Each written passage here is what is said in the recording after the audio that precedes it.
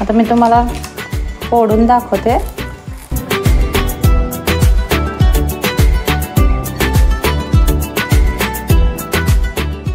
नमस्कार, माय मॉम्स किचनमध्ये तुमचं स्वागत आहे। तर आज आपण मूग डाळीची कचोरी करणार आहोत, लहान मुलांना आवडणारी। तर चला आता साहित्य दाखवते मी तुम्हाला। बडीशोप लागणार आहे 1 चमचा, धणे लागणार आहेत 1 चमचा, जिरे लागणार आहेत, सुक्या मिरच्या लागणार आहेत आणि हे सगळं आता आपण मिक्सरमध्ये बारीक पेस्ट करून घ्यायचे। हे बघा,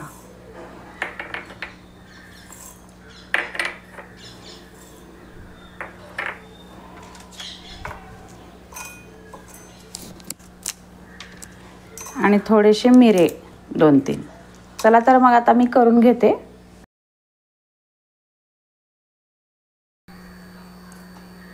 तर बघा, असं जाडसर आपल्याला दळून घ्यायचं आहे।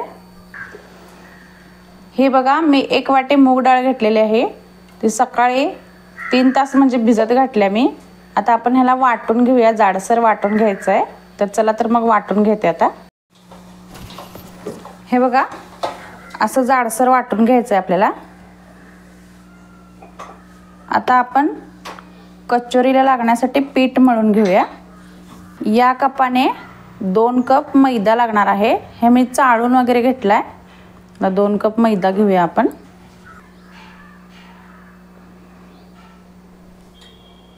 आता चवीप्रमाणे थोडंसं यात मीठ घालूया आणि ओवा घालायचा आपल्याला।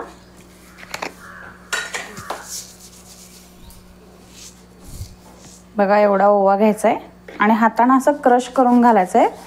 त्याची मग टेस्ट आपल्याला खाताना खूपच मस्त छान लागते, टेस्टी म्हणून असं हाताने घालायचं आहे आणि हे मिक्स करून छानपैकी। तुम्हाला जर पाहिजे असेल खुसखुशीत कुरकुरीत, म्हणजे जरा थोडंसं कडक, तर तुम्ही तेल घालू शकता, नाहीतर खुसखुशीत पाहिजे असेल तर तुम्ही तूप घाला। हे मी तूप घेतलंय थोडंसं गरम करून।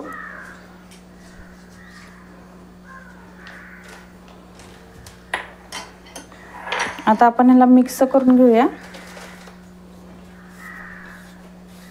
आणि आपल्याला थोडं थोडं पाणी घालून हलक्या हाताने छानपैकी पीठ मळून घ्यायचं आहे।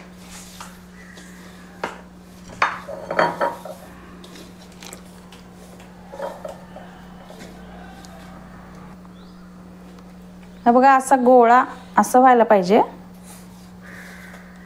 आपण तूप घातल्यामुळे त्याला खुसखुशीतपणा येतो खूप। बाहेरची मार्केट सारखी होते टेस्टी, त्यामुळे ह्या ट्रिक्स तुम्ही लक्षात ठेवा। तेल घातलं तर तुमची कचोरी कडक होईल थोडीशी, आणि जर तूप घातलं तर खुसखुशीत होईल। आता थोडं थोडं पाणी घेऊन आपल्याला पीठ मळून घ्यायचं आहे। आता थोडं थोडं पाणी घालून पीठ मळून घेऊया। पातळ करायचं नाही आहे आपल्याला पिठाला, छानपैकी मऊ मळायचं आहे।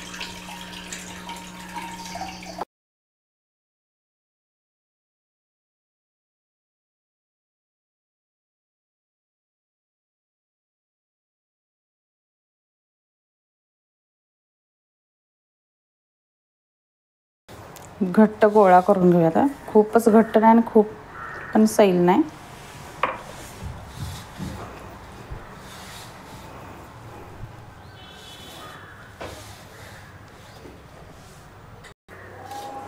तर बघा, आपलं पीठ मळून झालेलं आहे। थोडंसं त्याला मऊ करून घेऊया आपण छानपैकी, आणि 10 मिनिटं आपल्याला ह्याला रेस्ट करायला ठेवूया बाजूला। आणि आता आपण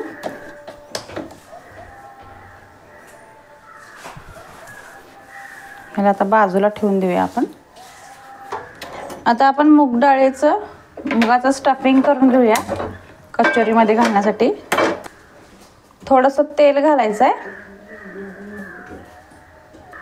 तेल आपलं थोडंसं गरम झालं की हे मगाशी आपण बडीशोप, आणि बडीशेप आणि परत मिरे, जिरे आणि धणे ह्याचं वाटण केलं आणि 2 मिरच्या ते आपल्याला ह्यात घालून घ्यायचं आहे. आता हा मसाला थोडासा आपल्याला परतून घ्यायचा आहे.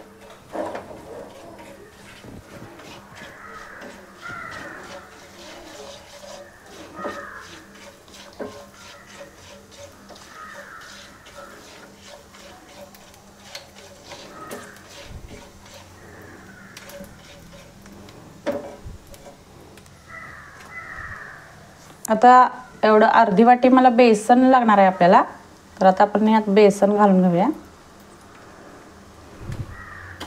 ह्याला पण आपल्याला हे सगळं बारीक गॅसवर करायचं आहे. आपल्याला मसाला चांगला भाजला जायला पाहिजे. बेसनचं बघा भाजल्यावर थोडासा खमंग वास यायला चालू होतो, तोपर्यंत आपल्याला ह्याला छानपैकी भाजून घ्यायचं आहे.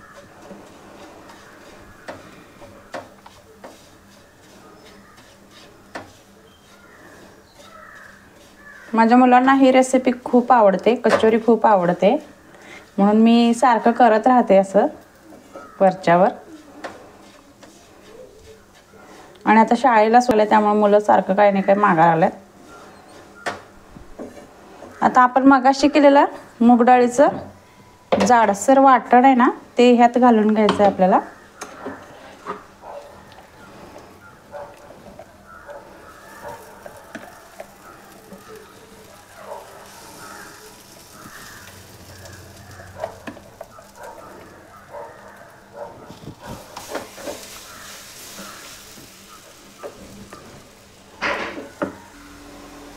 आता यात आपल्याला मिरची घालून घ्यायची आहे आणि कोथिंबीर घालूया आणि बेसिक मसाले घालायचे. आता मीठ घालूया थोडंसं, आपण बॅटरमध्ये घातलंय मग ह्यात पण थोडंसं घालून घेऊया. आता लाल तिखट थोडीशी घालून घेऊया, कारण आपण मिरची घातलेली त्यामुळं तिखट होऊ शकते हे.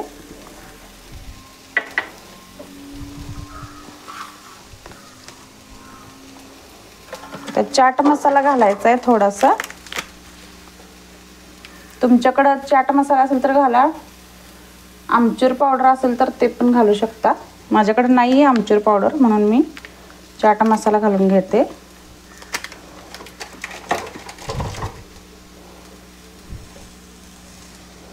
आता आपल्याला कसुरी मेथी घालायची आहे थोडीशी क्रश करून हातानं, आणि गरम मसाला थोडासा घालायचा आहे 1 चमचा. आता छानपैकी ह्याला भाजून घेऊया आपण. मसाले चांगले मिक्स करून घेते मी आता ह्याला. तर बघा आपलं स्टफिंग झालेलं आहे. अशा प्रकारे त्याची आतल्या सगळ्या गाठी वगैरे फोडून छानपैकी असं व्हायला पाहिजे, थोडंसं वाळल्यासारखं, म्हणजे आपली कचोरी मस्त होते.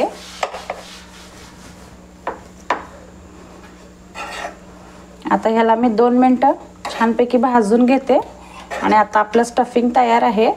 आणि आता आपण ते कचोरीमध्ये घालून त्याचा आकार करून कचोरी करायला घेऊया. तर बघा आपलं आता पीठ छानपैकी हे मऊ झालेलं आहे, अशा प्रकारे पाहिजे आपल्याला.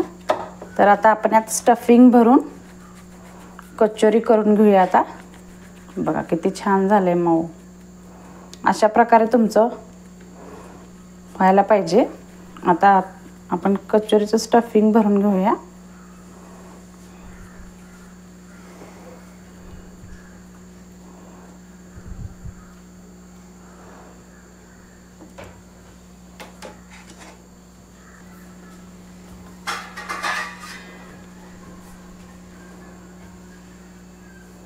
असं करायचं आहे आणि ह्यात आपल्याला स्टफिंग भरून घ्यायचं आहे.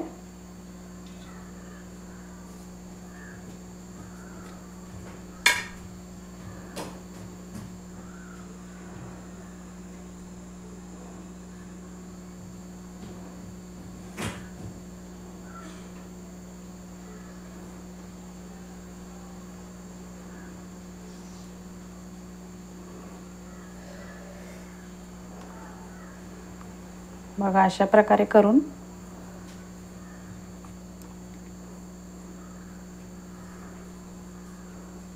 आणि हे सगळीकडं आतलं स्टफिंग आत पसरायसाठी थोडंसं असं करायचं आहे हलक्या हाताने आणि थोडंसं असं प्रेस करून घ्यायचं आहे.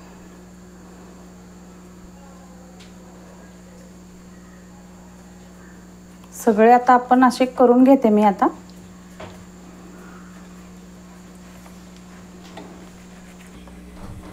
तर बघा आपलं तेल तापलेलं आहे. आता आपण एक एक करून कचोरी सोडूया हळू.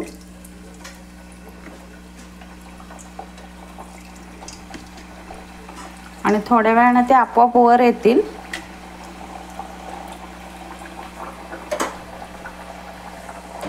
आणि बारीक गॅसवरच तळायचं आहे आपल्याला, खूप मोठा गॅस करायचा नाहीये. आतून छानपैकी खरपूस तळल्या पाहिजेत ते.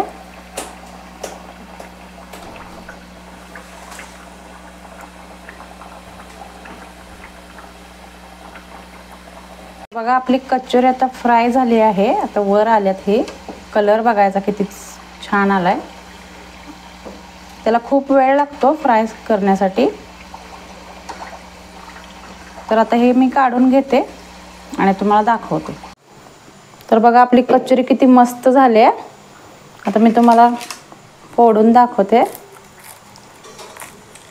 बघा किती खुसखुशीत झाल्या आणि आतलं स्टफिंग बघा किती मस्त झालंय. भरभरून स्टफिंग आहे. तर तुम्ही पण नक्की करा. आणि किती बघा खुसखुशीत झालंय. नक्की करा. आणि माय मॉम्स किचनला लाईक करा, शेअर करा, सबस्क्राईब करा. Thank you so much.